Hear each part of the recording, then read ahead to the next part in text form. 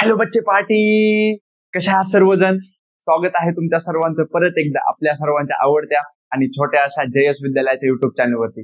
आणि मला तर तुम्ही सर्व आता ओळखतच असाल, बरेच लेक्चर ज्यांनी केलेत ते तर मला ओळखतात, पण जे नवीन आले त्यांच्यासाठी सांगतो, मी आहे ओमकार थेटे आणि तुमचा युट्यूबवरती नवोदयचा टीचर असं पण म्हणू शकतात.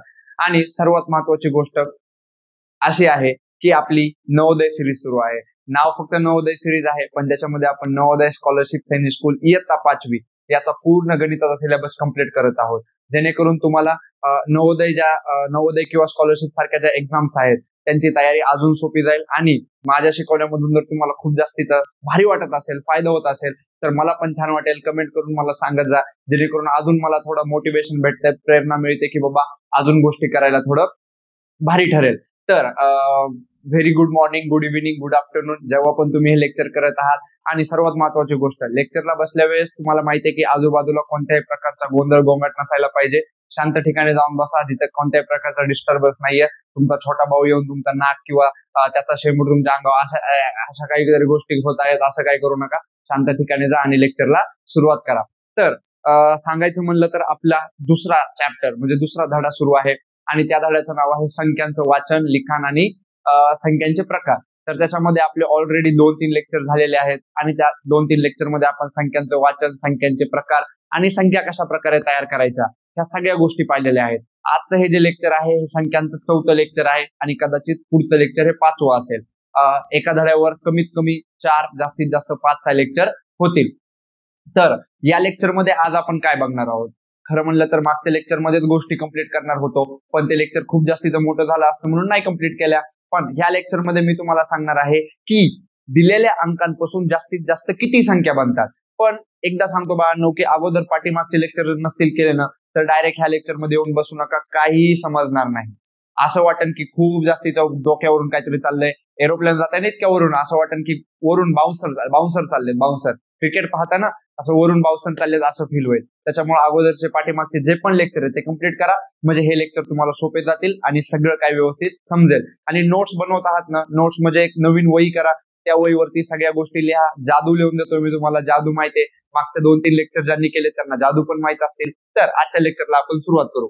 तर आज आपण पहिला पॉईंट टाकू आपला, काय टाकायचा पहिला पॉईंट टाकू, दिलेल्या अंकांवरून जास्तीत जास्त संख्या किंवा दिलेल्या अंकांपासून जास्तीत जास्त किती संख्या बनतात.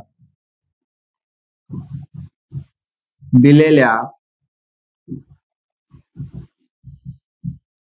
अंकांपासून जास्तीत जास्त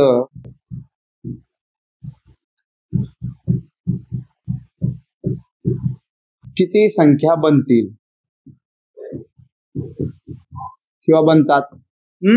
पहा, मग आता दिलेल्या अंकांपासून कसं, काल तर मी तुम्हाला शिकवलं होतं की दिलेल्या अंकांपासून तुम्ही कमाल संख्या कशी बनवायची आणि किमान संख्या कशी बनवायची, म्हणजे मोठ्यात मोठी आणि लहानात लहान संख्या कशी बनवायची, हे मी तुम्हाला काल शिकवलं होतं. पण आज आपल्याला काही अंक दिलेले असतील आणि तुम्हाला विचारतील की मी तुम्हाला 2 अंक दिलेत आणि ह्याच्यापासून किती संख्या बनतील. जसं की एक एक्झाम्पल घेऊ आपण. एक्झाम्पल नंबर 1 आपण असं घेऊ, मी तुम्हाला दिले 2,5. किती अंक आहेत रे, किती डिजिट आहेत? 2 डिजिट आहेत. इंग्लिश वाले असं म्हणू शकतात की आपल्याला गिव्हन नंबर वरून आपण मॅक्झिमम किती संख्या तयार करू शकतो, नंबर्स तयार करू शकतो गिव्हन डिजिट वरून. तर आता इथे आपल्याला 2 आणि 5 दिलंय, तर ह्या 2 आणि 5 पासून आपण 2 नंबर तयार करू शकतो, जसं की 25 आणि दुसरी करू शकतो 52.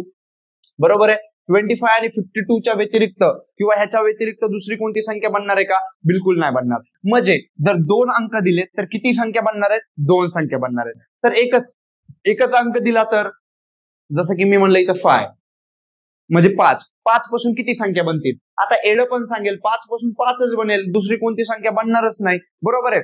म्हणजे जर तुम्हाला एक अंक दिलेला असेल, लक्ष द्या, एक अंक किंवा एक डिजिट दिलेला असेल तर त्याच्यापासून फक्त एकच संख्या बनते. चालेल, समजायले.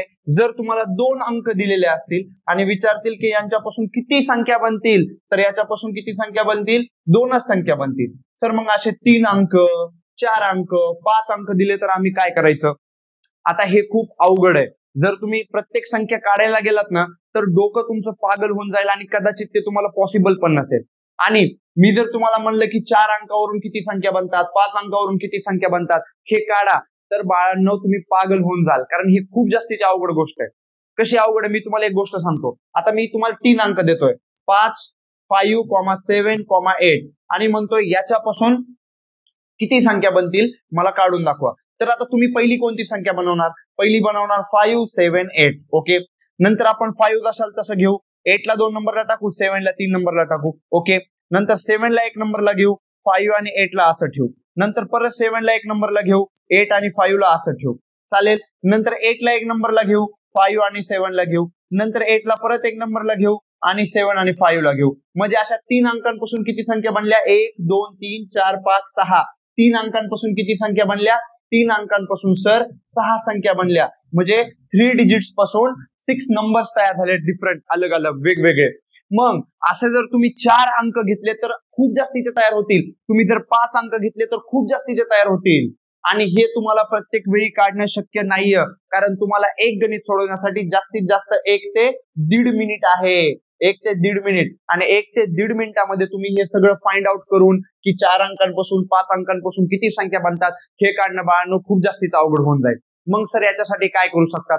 ह्याच्यासाठी परत आपली तीच गोष्ट, आपली जादू. आठवते सगळ्याला जादू काय होतं?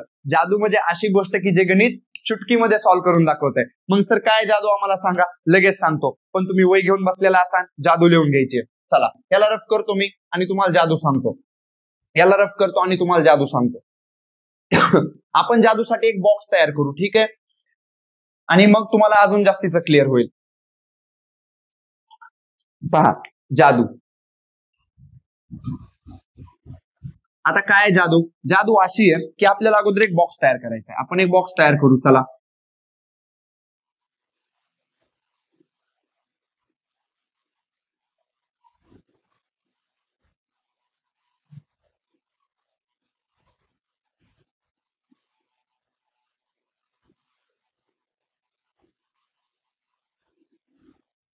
चला अशा प्रकारे आपण एक बॉक्स तयार केलाय. आता ह्या बॉक्समुळे तुम्हाला अगोदर इथे लिहायचंय अंक. अंक तयार होणाऱ्या संख्या. दुसऱ्या बॉक्स मध्ये लिहायचंय तुम्हाला तयार होणाऱ्या संख्या. आणि तिसऱ्यामध्ये लिहायचंय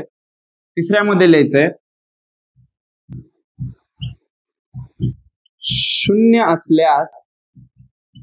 असल्यास तयार होणाऱ्या संख्या.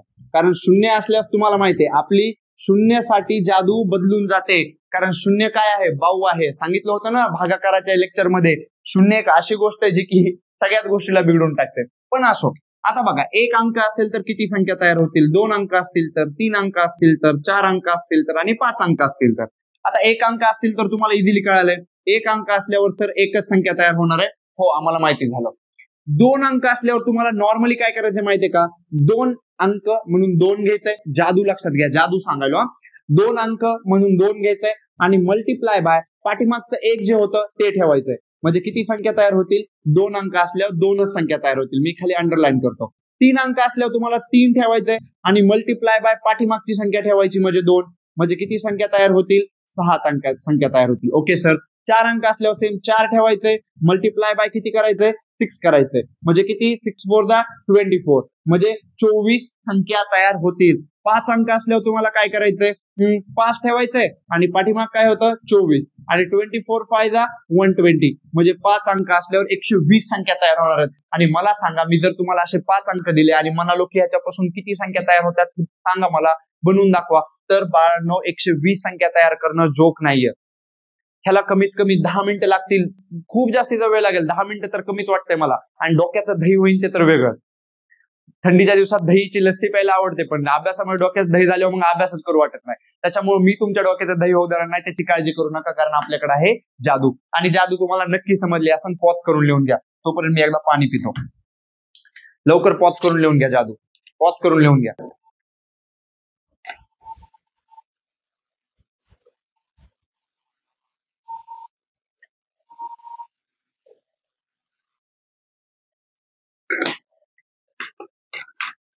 झालं?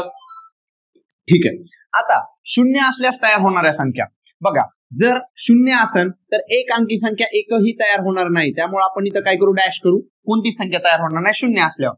दोन अंकी संख्या किती तयार होतील, तर तुम्हाला काय करायचं, इथं परत एक गोष्ट लक्षात ठेवायची, जे तुमचं आलेलं उत्तर 2 आहे त्याच्यामधून मायनस करायचे पाठीमागचं उत्तर म्हणजे 1, म्हणजे किती संख्या तयार होतील, फक्त एकच संख्या तयार होईल. जसं की बघा, आता मी तुम्हाला एक्झाम्पल देतो, ह्याचा 2 अंकी संख्येमध्ये जर 0 आला तर मी असं म्हणलं की 0,2 हे 2 अंक आहेत आणि याच्यापासून एक संख्या बनवा, तर काय बनवाल, ह्याच्यापासून एक संख्या बनवाल तुम्ही फक्त 20. काय जर म्हणते सर आम्ही 02 बनवू, 02 ही 2 अंकी संख्या नाही होणार, कारण ह्या 0 ला व्हॅल्यू नाही, ती एकच अंकी संख्या होईल.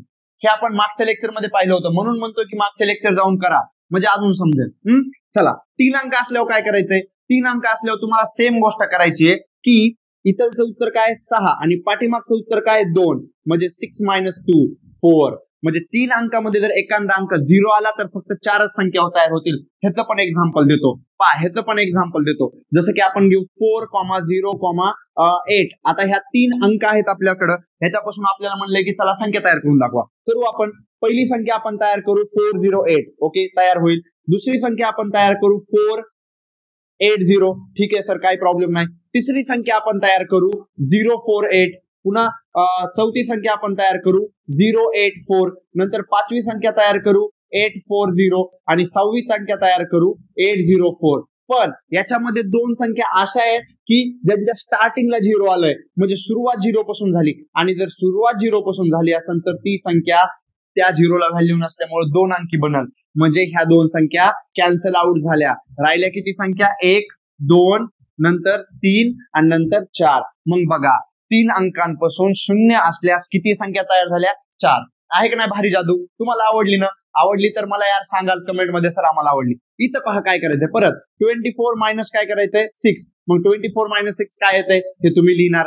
चला, नंतर इथं काय करायचंय 120 - 24, 120 - 24 काय येतंय हे तुम्ही इथं लिहिणार. समजायलंय, काही प्रॉब्लेम कोणाला, बिलकुल प्रॉब्लेम नसायला पाहिजे. हे भरून टाका आणि पॉज करून सगळं लिहून घ्या, हा चला. 24 मधून 6 गेल्यावर किती येतात बघा, 18 येतात, आणि इथं 120 मधून 24 गेल्यावर किती येतात, 120 90 96 हा 96. तरी एकदा आपण करू 6 आणि हे 11 मधून 9 96, ओके 96 येतात. समजलं, भारी होती जादू, सगळ्यांना आवडली ही जादू. आता विसरायची नाही, बिलकुल विसरायची नाही. रफ करू 1 2 3. चला पुढे जाऊया. आता पुढचा पॉइंट आहे आपला स्थानिक किंमत. खूप महत्वाचा पॉइंट आहे आणि स्थानिक किमतीवर खूप प्रश्न पण येतात. आणि आजच्या लेक्चरमध्ये आजच्या क्लासमध्ये मी तुम्हाला 3-4 प्रश्न देणार आहे, कारण आजच्या क्लासमध्ये आपल्याकडे शिकण्यासाठी 2च पॉइंट होते, जे की 2 पॉइंट मी मागच्या क्लासमध्येच घेणार होतो, पण ते खूप मोठा क्लास बनला असता म्हणून नाही घेतले. पण चला असो, आजच्या क्लासमध्ये आपण घेऊ 3-4 प्रश्न तरी घेऊ कमीत कमी. पण पुढचा जे क्लास असेल ह्याच्या पुढचा संख्यावरचा, तर तो क्लास मोठा असेल आणि त्याच्यामध्ये खूप अलग प्रकारचे सोप्यापासून तर अवघड पर्यंत, सोप्यापासून अवघड लेवल पर्यंत जाऊन आपल्याला अलग एक्झाम्पल बघायचे. त्याच्यामुळे तयार राहा पुढच्या क्लाससाठी. आणि जेव्हा पण आपलं उदाहरणांचा क्लास येणार आहे किंवा गणितांचा किंवा एक्झाम्पलचा क्लास येणार आहे, त्यावेळेस तुम्हाला पाठीमागच्या सगळ्या क्लासचा एकदा रिव्हिजन करून यायचंय. सगळे क्लास परत बघायची गरज नाही. तुम्ही ज्या वहीमध्ये नोट्स बनवल्यात ना, त्या नोट्स चांगल्या प्रकारे वाचून यायच्यात, म्हणजे गणित सोडवायला तुम्हाला सोपं जाईल. आता आपल्याला पुढचा पॉईंट बघायचा आहे, स्थानिक किंमत, संख्यांची स्थानिक किंमत. चला पुढचा पॉईंट बघू आपण.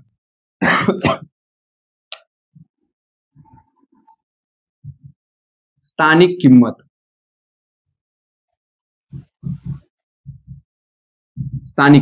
पहा आता स्थानिक किंमत काय, आणि स्थानिक किंमत झाली ना, मी इकडे तुम्हाला परत अजून एक किंमत सांगणार आहे, ज्याला म्हणतात दर्शनी किंमत.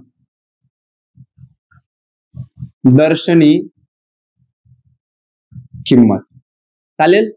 पहा आता स्थानिक किंमत, त्याला इंग्लिश मध्ये काय म्हणतात, कारण आमचे इंग्लिश स्कूलचे लेकर वाटत पाहून असतात सर इंग्लिश मध्ये काय कधी सांगतात.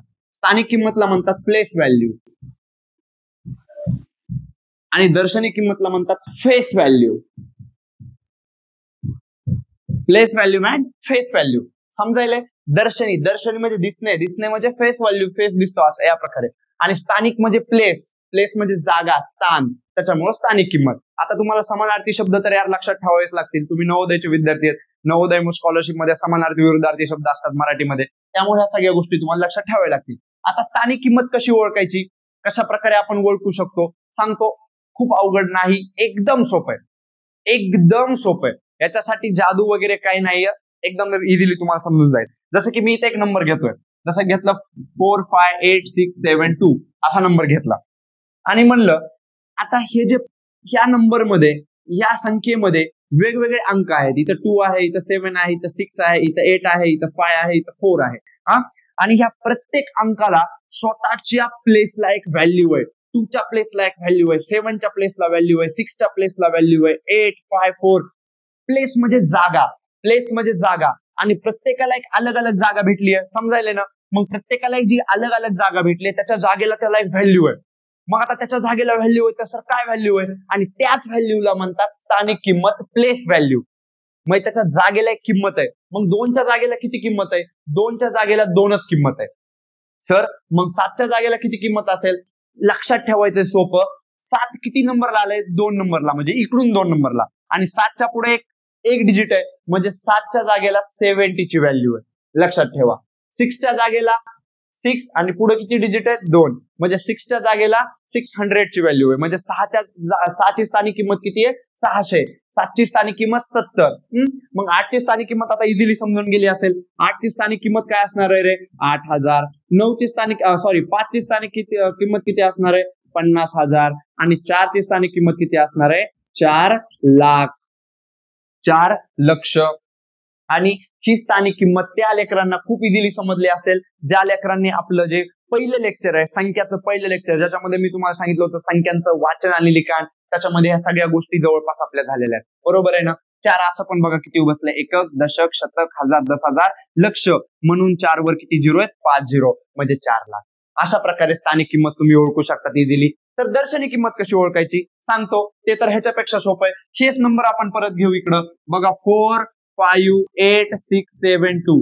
आता मी जर म्हणलं 2 ची दर्शनी किंमत काय, तर 2 ची दर्शनी किंमत 2च, 7 ची दर्शनी किंमत 7च, 6 ची दर्शनी किंमत 6च, नंतर 8 ची दर्शनी किंमत 8च, 5 ची दर्शनी किंमत, यार मी दर्शनी किंमत 5, आणि 4 ची दर्शनी किंमत 4. म्हणजे दर्शनी किंमत म्हणजे जी नंबर तुम्हाला दिसतंय तेच त्याची दर्शनी किंमत.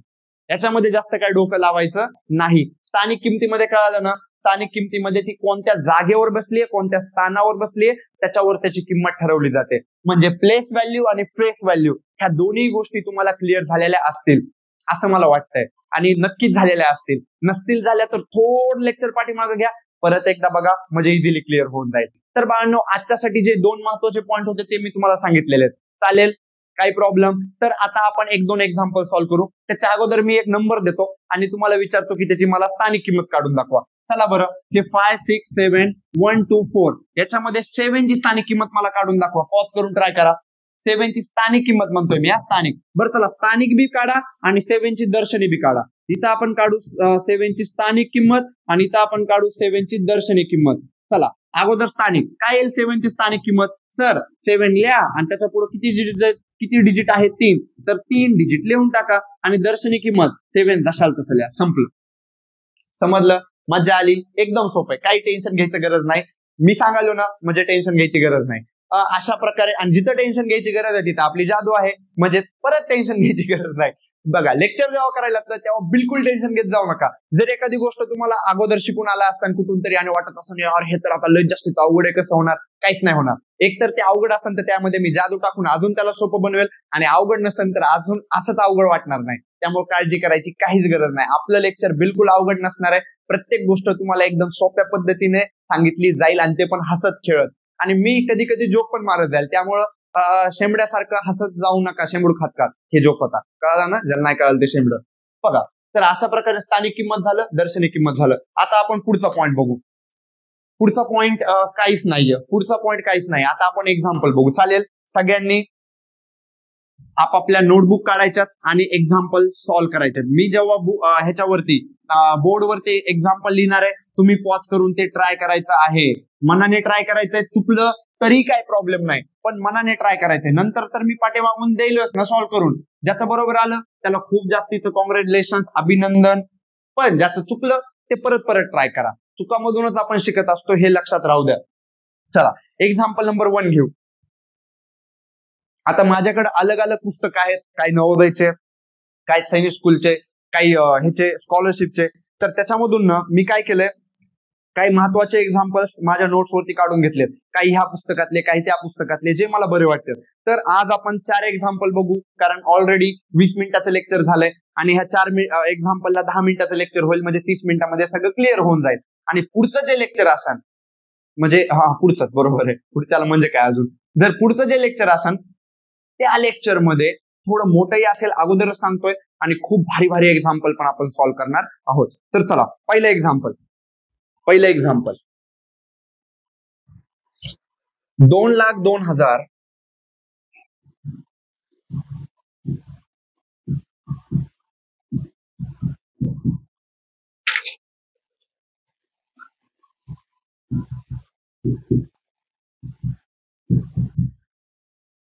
सर तुम्हाला काय सांगावं, प्रश्न म्हणलं की आम्हाला लेक्चरच करू वाटत नाही. मार खाशील शेंबड्या, कारण आतापर्यंत जे शिकलो ते तर महत्वाचं होतं, पण त्याच्यापेक्षा जास्त महत्वाचे प्रश्न असतात. त्याच्यामुळे प्रश्नाचं लेक्चर तर करायचंच करायचं.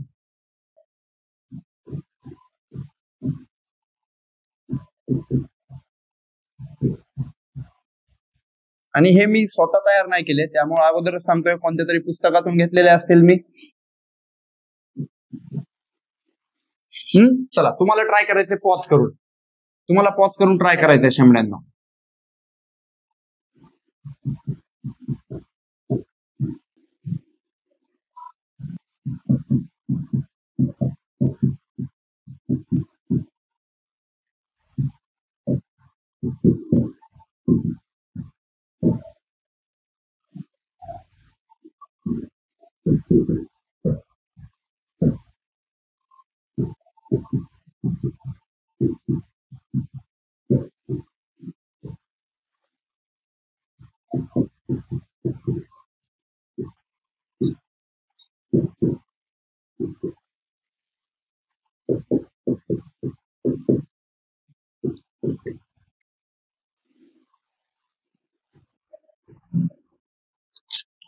चार एक्झाम्पल मी लिहून टाकतो, तुम्ही पॉज करून ट्राय करत राहा.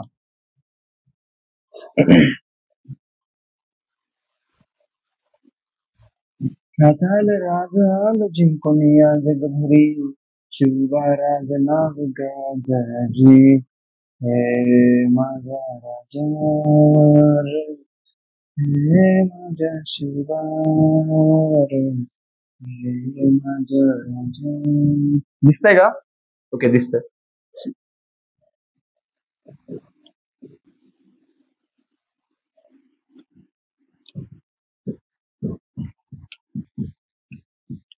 माझं अक्षर कळत आहे मराठीचं? हा माहितीये थोडं गच्चाळ आहे, पण तुझ्यापेक्षा चांगलंय. शेंबडा कुठला.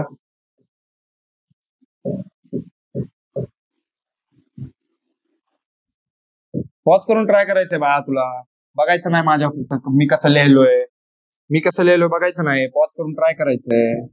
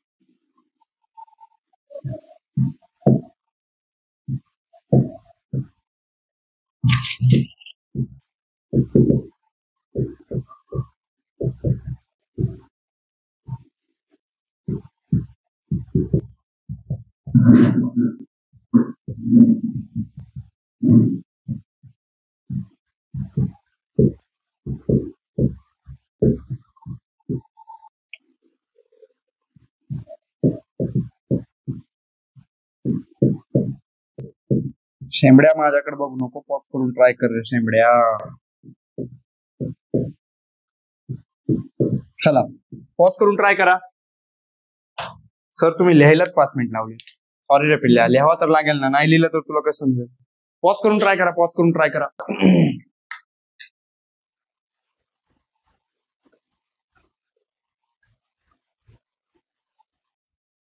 झालं.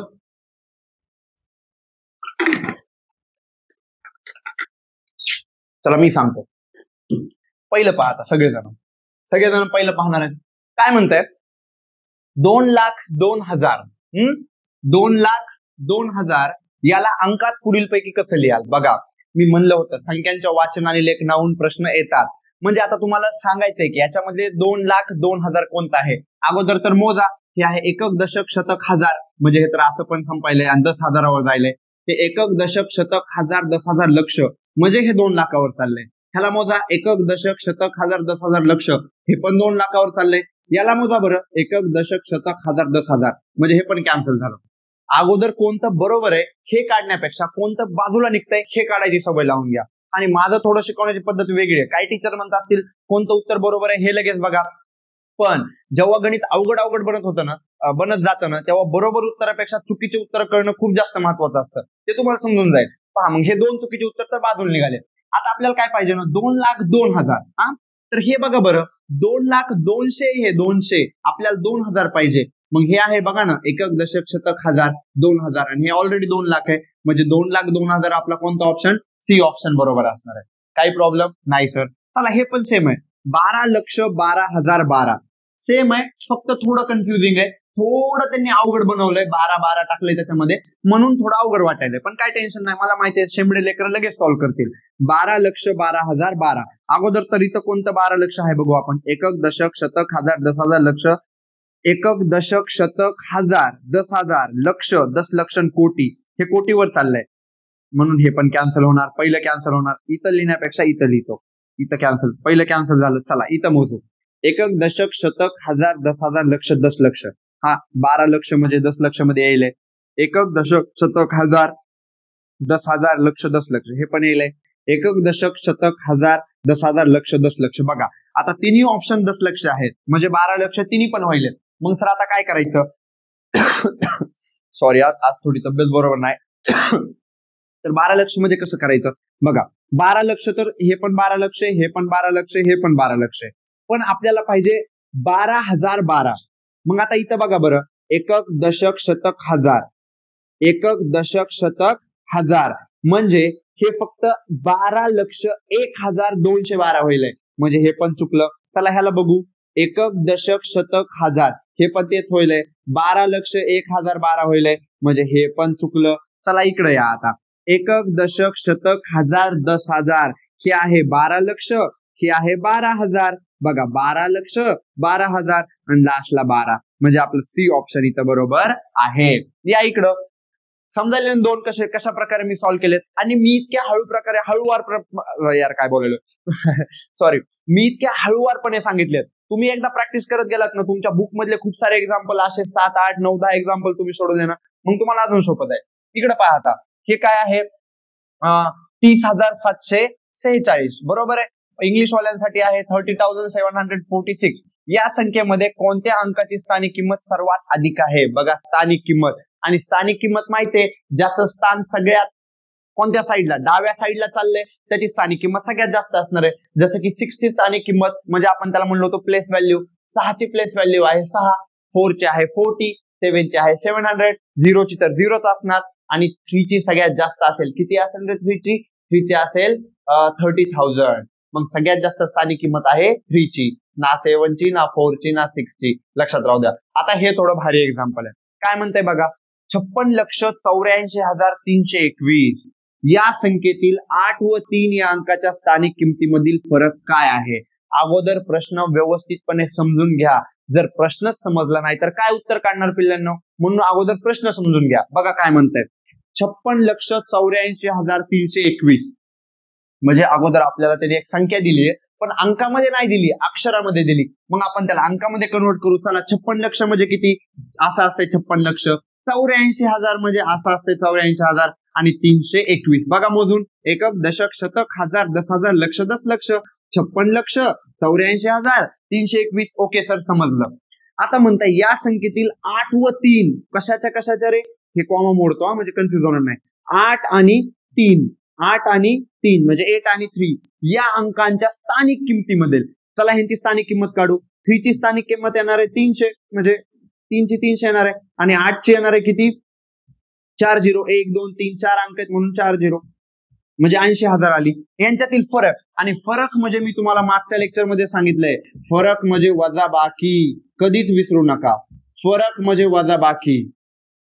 आता कधीच विसरायचं नाही, फरक म्हणजे वजाबाकी. ओके सर, मग ह्यांची वजाबाकी करू आपण, त्यांचं सबट्रॅक्शन करू. 80,000 बरोबर आहे, -300.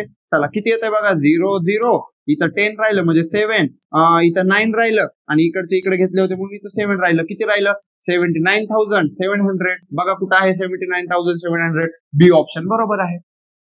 काय अवघड आहे का?